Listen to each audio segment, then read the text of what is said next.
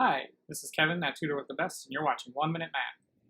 We solve absolute value inequalities in the same way we solve absolute value equations. Here's an example. Absolute value of 2x plus 7 minus 1 is less than or equal to 12. We're going to start by isolating the absolute value, so I'll add 1 to both sides. Now, we're going to split it into two inequalities, and we're going to keep 2x plus 7 is less than or equal to 13, but we're also going to set it greater than or equal to negative 13. Solving the compound inequality, we'll find that 2x is between negative 20 and 6. Dividing all sides by 2, we find that x falls between negative 10 and positive 3. So we can write our interval for our solution with brackets saying from negative 10 to 3.